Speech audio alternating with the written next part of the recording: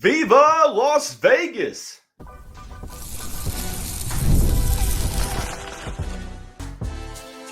You are Locked On Louisville, your daily podcast on the Louisville Cardinals.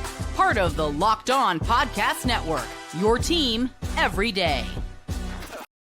Card Nation, what's going on, everyone? Welcome into this Wednesday edition of the Locked On Louisville podcast. I'm your host, Dalton Pence. This is my 6th year covering U of L, 4th year hosting this show. And I want to take the time to thank you all for making this your first listen of the day. Just a reminder, Locked On Louisville, free and available on all streaming services, 5 days a week. Your team every day. Don't forget to leave a comment in the YouTube section below, because as y'all know, that's a great way to help the show continue to grow. It is much appreciated. Reports coming out on Monday that the Louisville Cardinals have agreed to a multiple-year deal to play in the Players Era Festival on Thanksgiving week in Las Vegas beginning next season. This is a great move for Pat Kelsey's program. We'll explain why coming up here shortly. We'll have a 2-segment weekly mailbag, 3 men's basketball questions, 3 football questions. Where does Louisville turn now that Taylen Kinney has committed to Kansas? Is this a potential trap game for the Virginia football team on Saturday? We'll answer those questions and more. But first, today's episode is brought to you by FanDuel. Right now, new customers can bet just $5. And if your bet wins, you'll get $300 in bonus bets to use across the app. Download the app today to get started. I cannot even begin to fathom that today is October 1st. Like, it feels like September came and went with the snap of a finger. Like, my gosh, man. I mean, the college football season is already 1/3 of the way through, the regular season, of course, and college basketball starts in just a little over a month. Now, we got some news on Monday that doesn't pertain to this season, but for the seasons to come. Matt Norlander of CBS Sports tweeted this out on Monday morning. College basketball's Player Era Festival has agreed to contracts with Louisville, Miami, Missouri, Ohio State, and Virginia. Florida also recently joined, which means the Vegas-based NIL event now has 24 of its targeted 32 schools for a mega event in November 2026. So later in another post, it was highlighted that this is a 4-year deal currently in which Louisville will play in the Players Era Festival. At this point, it is now the largest tournament that's not the NCAA tournament. So it's the largest MTE, multi-team event. It's happening during Thanksgiving week. The first season of it was last year, which Oregon won that. It was an 8-team event. Now it's an 18 event this season, and next year currently is at 24, but the goal is to get up to 32. So the main reason why I like this is that you've got some security if you're the Louisville Cardinals. And even if you didn't have it, you could probably get creative, probably play in the Battle for Atlantis or the Maui Invitational. But now you know what to expect every single season for, give or take, the next half decade. And I like it because this is becoming the new norm of college basketball, right? I mean, these MTEs are becoming more and more popular, and this Players Era Festival has really risen to being that number one, at least in size, and I would imagine in terms of publicity and TV time, that it's probably going to be the most watched MTE during Thanksgiving Hoops Week. Couple things here. The first is that you get some money if you win this. You get $1 million towards your NIL if you win this event. Now, there's some rumors out there, and I have to confirm this from what I've seen, is that I also believe that the other participating schools also get $1 million for simply participating. So that alone makes a ton of sense. And another reason why I like this is because as a fan base, you like your team playing these tough games. At least I do. I love when Louisville played in the Battle for Atlantis last season. I like when they play in Maui. Now, I didn't like when they played in Maui during the Kenny Payne era because it was shown pretty quickly that this era was going to be a failure. It is what it is. But it's the sentiment that counts. Louisville, I would imagine, is going to remain competitive under Pat Kelsey, so it's going to be a fun event. If you're one of those people that likes to travel for Thanksgiving and, you've been to Atlantis or you've been to Maui, well, now you got the opportunity to go to Las Vegas and be able to not only watch top teams, but watch 32 potential teams. And if you have an idea or want to have an idea of who's playing in this event and why it matters, is because, well, looking at these teams that are playing in it this year, good amount of them are ranked. Alabama, Auburn, Baylor, Gonzaga, Houston, Kansas, Michigan, St. John's, and Tennessee. It's not one of those random events that's, got the quantity, but they don't have the quality. They've got both now. Like, they've got the top 2 preseason teams. They've got a good amount of the remaining top 25. And I would imagine that when you increase this number to 24 and potentially 32 next season, that top 25 number is probably going to grow in correlation. Something that I am wondering now is what happens to the other historical tournaments. Does Maui and Atlantis go by the wayside? I mean, I don't think that they do. I think that they lose some of their luster, right? But I don't think that they just are going to cease to exist. Like, they're not going to ultimately not be there. Like, you're going to have these events. They're probably not going to have a bunch of top teams. They might have a couple, but it feels like with the payouts for NIL that you could potentially get at the Players Era Festival, not to mention you are strengthening your SOS. Your schedule is going to get more challenging in the non-conference, which teams are starting to prioritize more and more because of TV money, because of tournament resume at the end of the season. That's something that really benefits Louisville. Going to be one of those events that we're just now seeing this take off from the ground. Like, last year, it's rolling down the runway. Now it's starting to rise up into the air. And then by 2026, I imagine it's at comfortable cruising altitude. That's where I see this going. And I'm all for the Cardinals being proactive and not reactive. I'm all for the Cardinals embracing this new era of college athletics. This doesn't just apply to college basketball. I think it applies to football as well. Kind of when we discuss the conference realignment and why I'm so adamant that Louisville needs to not be in a wait-and-see approach, but more so get their ducks in a row, have a plan of action, and start to execute on that action. Because truthfully, if you get caught looking behind the 8 ball or get caught behind the 8 ball, you could be in a tough spot. But we're talking about basketball at the moment. I don't want to go off on a tangent about conference realignment. I really like this. If not for competitive reasons, just for the vibes. Like, I love the idea that the Cardinals are playing in the same event every year. It is the largest non-NCAA tournament out there.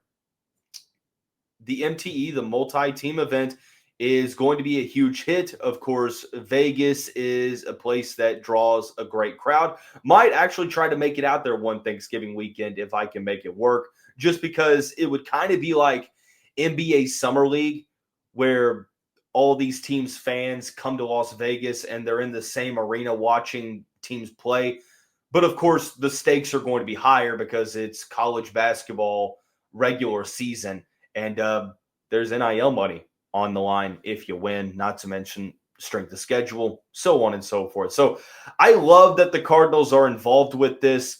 Nothing truly groundbreaking. I don't think that if Louisville was left out that it would be catastrophic by any means, but I just think the vibes are great. Like, this is fun to me. Love that Louisville is involved. But when we come back, we're still going to discuss some college basketball, but it's going to be in the form of the weekly mailbag. A lot of people want to know, where does Louisville turn now that Taylen Kinney has committed to Kansas?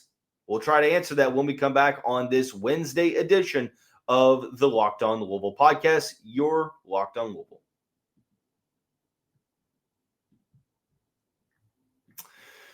Mazda crafts cars for those who do more than simply move. They deliver confidence with every ride with more IIHS Top Safety Pick Plus awards than anyone else. From footwork to breathwork, athletes sweat all the details. Mazda brings this same intention to how we craft every model. You can make everyday drives feel like anything but, from smooth handling to intuitive controls. Like our players, we sweat every detail because when you make every move count, impossible becomes irrelevant. Mazda, move and be moved. Also, while I have you, we've been talking a lot about finances and being smart with your money. Well, most people can't name all their financial accounts or even what they're worth, whether it's 401ks, properties, or investments. And when you don't have the full picture, you can end up leaving money on the table. You don't want to do that. That's why there is Monarch Money. It's an all-in-one personal finance tool that brings your entire financial life together in one clean, easy-to-use interface on your laptop or your phone. Monarch is built for people with busy lives like you and me. If you put off organizing your finances, Monarch is for you. It does the heavy lifting. You can link all of your accounts in minutes, see clear data visuals, get smart categorization of spending, and so much more. For me, I love it because you can maximize investments, increase savings rates, and easily review finances with your partner and or financial advisor. Don't let financial opportunities slip through the cracks. Use the code LOCKEDONCollege at monarchmoney.com in your browser for half off of your first year. That's 50% off your first year at monarchmoney.com with the code LOCKEDONCollege. Thank you all so much for making us your first listen of the day. Just a reminder, Locked On Louisville, free and available on all streaming services 5 days a week. Your team every day. We are diving into a two-part weekly mailbag today, beginning with this segment. We'll have 3 men's basketball questions on this segment. The first one is probably one that's been asked the most from the fan base. Like, there were four submissions of this question into this mailbag. And paraphrasing here, the question is, with Taylen Kinney going to Kansas, who does Louisville turn to in the backcourt in terms of an elite guard to prioritize in the 2026 class? And I hate to say that the answer is not clear, because Louisville spent their time this summer and early fall prioritizing one guard. That's Taylen Kinney. Now, they did keep tabs on the other guards, keep in contact, but their focus was on Taylen Kinney, and everyone knew that. Everyone knew that. It was no secret. Well, when he started trending to Kansas, there were some rumors out there that Louisville was going to try to circle back around to Daron Rippey Jr. and see if they could get an opportunity to get an official visit with him. Daron Rippey Jr. ranked as the 11th best player in the class, according to the 24/7 Sports Composite. 6'2" point guard from Blair Academy up in New Jersey. We have talked a good amount about Daron Rippey Jr. Throughout the past couple of months, so that should be a name that you are familiar with. However, this was a recruitment that's very, very challenging to win. Because Kentucky is lurking. You've got Tennessee. You've got NC State, who seems to be trending. North Carolina and Duke are also in the mix. So, needless to say, it's definitely going to be an uphill battle. Even if you had decided to give him the Taylen Kinney treatment and make him your number one guard priority. But you didn't, or at least to our knowledge, you did not. And now you got to play catch-up. I mention his name because he's the only one that I can think of.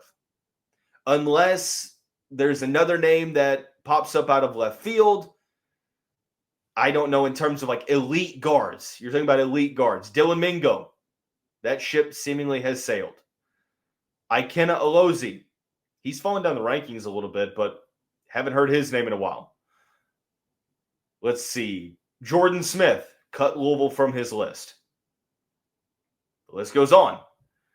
But Daron Rippey Jr. is the one elite guard that I would say if Louisville does prioritize someone, it's probably him. And I would imagine that there's a chance that they already have started to pivot. But speaking of chances, if you made me give a gut feeling, I would say that it's more likely than not that Louisville doesn't bring in an elite guard in this class. And that discourages me a little bit because of the amount of elite guards that Louisville was recruiting over the spring and into the summer. But it's pretty clear, crystal clear. Pat Kelsey's made it known that they have a valuation set for players, and if it gets to a bidding war, usually they're not going over that number. And if they are, it's not going to be very much. Kansas came in with a Godfather offer. He goes to the Jayhawks. Credit to Bill Self and company for getting it done. But I think that Louisville would probably, if you're going to spend that tier of money, it's probably going to be, or that amount of money on a player in that tier, it's probably going to be best utilized given to a transfer portal guard than it is a high school guard. I think that that's kind of where this is going now, is like, hey, we'll try to get involved with Rippy, but if it doesn't work, we'll just go after a transfer portal guard like we did this offseason. So there are many reasons why winning early non-conference games are important, but what do you think the most important reason is? For me, it's pretty clear. I think it's building up a strength of schedule, utilizing your strength of schedule to build up your tournament resume. We saw last year, Louisville was the victim of a poor conference schedule. ACC was down. Now, they only lost 2 ACC games. They lost to Duke and Georgia Tech in conference play in the regular season. Then they lost to Duke again in the conference championship. They almost ran the table. They beat Clemson twice, which ended up being their best win on their resume. The issue is that the tournament committee, whether fair or not, looked at this resume and said, they're beating up on bad teams. They don't have any evidence of beating good teams. They've gotten blown out in the non-conference schedule. Granted, they did have injuries, but we're going to hold that against them. That's what the NCAA tournament committee said. Will they use that same rationale this tournament selection? Probably not, because it's pretty clear they moved the goalpost to support whoever they want. CC, North Carolina. But here's what it is. I don't want to give a single shred of doubt. Handle business in the non-conference. You don't have to run the table. You don't have to go undefeated in the months of November and December, but win some of the top games on your schedule. You've got plenty of opportunities. Kentucky, Cincinnati, Arkansas, Indiana, Memphis, Tennessee. Those are the Power 4 non-conference games or Power 5 non-conference games that you're going to play. So win a couple of those. Show that, hey, look, yeah, ACC might be bad, which I imagine it's going to be improved, but not that much. So Louisville's like in a good spot because the conference schedule is going to allow for a good amount of wins, but it's pretty clear. Tournament committee looks at the quality wins you have on your schedule. So how much do you think the 3 international recruits will impact this season? It looks like they're all 3 shining in off-season workouts. They are. Of course, those 3 players sent on to Fruit, Muhammad Kamara, and Vangelis Zouguris. I think that the main thing I want to get across here is that there's only one basketball, and there are many players that are going to get rotational minutes. Not every single player on this team is going to play significant rotational minutes.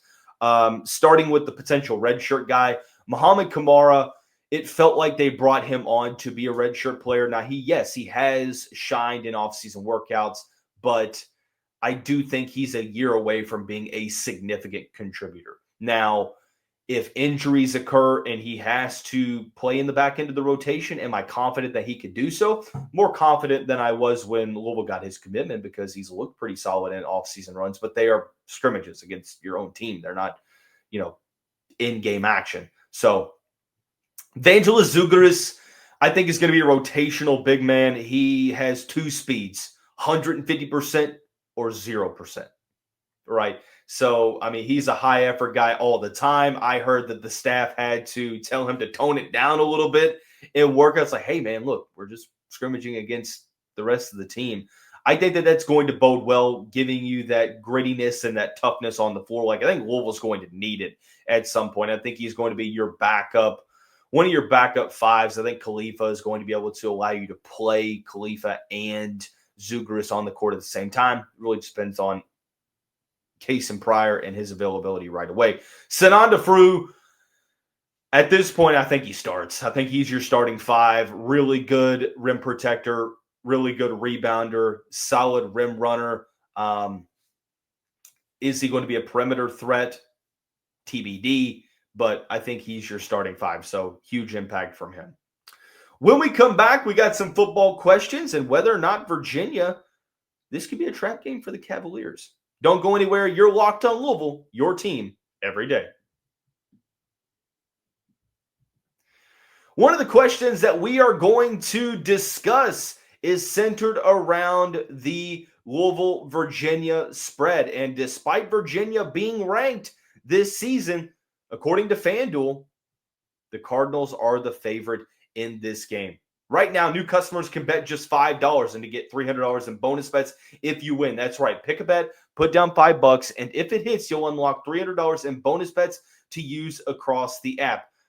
I love watching football, but one of the reasons football has been even more exciting this year is because I've got a little something riding on the action. Because I'm not really a casual fan. I'm more of like those nerdy stats guys following football. And FanDuel kind of makes the game day experience just so much better because I could follow along and make stats even more meaningful with player props and moneyline parlays. So there's no reason to wait. Visit FanDuel.com now to download the FanDuel app today and get started. And you best believe, before I go to the game, Louisville, Virginia on Saturday at 3:30 at Cardinal Stadium, I'm going to stop by my favorite coffee shop in St. Matthews. And look, I am a huge advocate for neighborhood spots. And those neighborhood spots run on Square. There are certain businesses that make the neighborhood the neighborhood. These are the places that become an extension of home, whether it's the sports bar dedicated to your team's fan base or, of course, the spot that I go to for coffee every Saturday morning before college football starts. I believe that when neighborhood businesses thrive, the whole neighborhood thrives. Sports are something that brings neighborhoods together, whether it's gathering for game day rituals, celebrating with the best wings in town, or just being part of a fan base that calls the place home. Square is a proud partner of more than 4 million neighborhood businesses around the world. You can go to square.com/go/lockedoncollege to learn more. But before you do, go support your favorite neighborhood spot. You'll be happy you did. Square, see you in the neighborhood. Card Nation, Virginia game prep begins on tomorrow's show. We will start to dive into that matchup, what the Cavaliers bring to the table.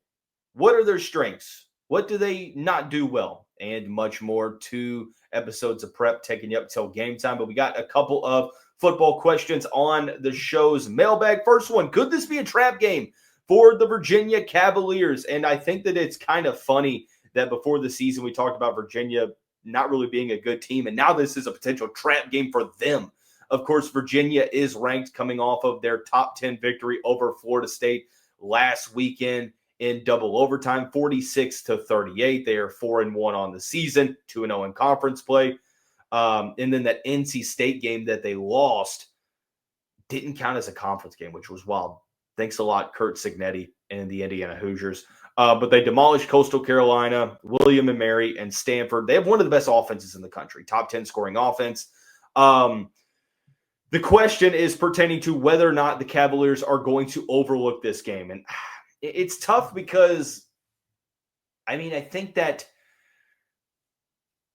it's possible because you have that emotional high, that top 10 win at home, and now you go on the road and maybe you let your guard down a little bit. But I feel like with the way that Virginia came into this season with as much urgency as they did, I think that it's going to kind of serve as some validation and give them some more confidence. Now, there's a fine line between confidence and cockiness. So could this be a trap game? By definition, yeah, I think it could be. Will this be a trap game? I just have a hard time believing that. I do think that Louisville, being such a heavy favorite, or not heavy favorite, but heavy in terms of, I feel like what the line should be, it's interesting. And the next question is, would you take Louisville minus 7.5 in this game? Of course, 7.5 was that opening line from FanDuel. Would I take 7.5? No, I would not. Could Louisville win this game by over a touchdown? I think so. I also think that there's a chance that they could lose this game by double digits, because if this game gets into a shootout, Virginia is well suited for that. And there's a lot of question marks surrounding this Louisville team, particularly with the offensive line, with the defense giving up big plays, with the rushing attack being non-existent, some issues with the passing attack too. So I wouldn't take Louisville minus 4.5. I really don't want to take the Louisville spread in general. I want to take Louisville money line, and that's it. I do think Louisville wins this game. Let me put that on record. I think Louisville wins. I think they move to 5-0, 2-0 in conference play. But I don't think it's one where I feel comfortable enough to say, you know what? Let me go ahead and take Louisville as the favorite, because I think it's going to be uncomfortably close. 7.5, I think, is off the table. If you say 6.5, maybe I might consider, because there's a huge difference, 6.5 and 7.5, with it being that touchdown. I think the largest spread that I would take, just due to the mathematics, would be Louisville minus 2.5, because chances are, if you're going to win it, the least amount will probably be a field goal, kind of mathematically looking at it. Maybe there is a situation where you win by 1 or 2, but more often than not, with how scoring works, it's by a field goal. So I would take Louisville minus 2.5. Thoughts on FSU losing to Virginia, and do the Louisville Cardinals need them to lose to Miami this week? I wasn't really fully sold on Florida State. I needed to see more after that Alabama win. Now, granted, they dominated the Crimson Tide. That's a great win for them. And it looks like Alabama has bounced back, so that win looks better and better. But at the time, Florida State won, and they followed that up with games against East Texas A&M, Kent State, and a bye week. So really hard to get a grasp on just how good Florida State is. And then they go on the road to Virginia. They put up points, but they cannot stop the Cavaliers. Granted, Chandler Morris, really good quarterback. So I think the verdict is still out, right? I mean, I need to see what they do this week, and this week is going to be a huge telltale sign. They play Miami on Saturday night at home, number 18 hosting number 3, and if they win that game, they're right back in the conversation. But does Louisville need them to lose? I mean, need is an interesting term. I would say they would want them to lose, because we talked about the parity in the conference and the teams that are working towards getting a spot in the conference championship game. Miami's right up there. I think Miami's the best team in the conference. I don't see many losses on their schedule. So Florida State with one conference loss, if they could pick up that second conference loss, because that would be huge, because they don't play Louisville or SMU for the remainder of the season. They don't play Syracuse. They play at NC State, at Clemson, versus Pittsburgh, but they probably are going to be favored in those games. So if they can pick up that second conference loss, it gives Louisville a decent cushion, and it kind of takes the team out of immediate contention right away. So I would say, you know what? If you're a Louisville fan, cheer for Miami on Saturday night. Not to mention, if Louisville wins this game and Miami wins, the Cardinals are going to have a great opportunity against a top 3 team on the road, to where even if you lose to Miami, it's like, hey, look, you lost to a top 3 team on the road, so it's not going to hurt you that much. But I'm going to say Florida State, still TBD, but I don't know that they need them to lose, but you definitely want them to lose. That is going to wrap up today's episode of the show. We're back tomorrow with Virginia game prep. Everyone have a great day. We'll see you here on Thursday. Go Cards.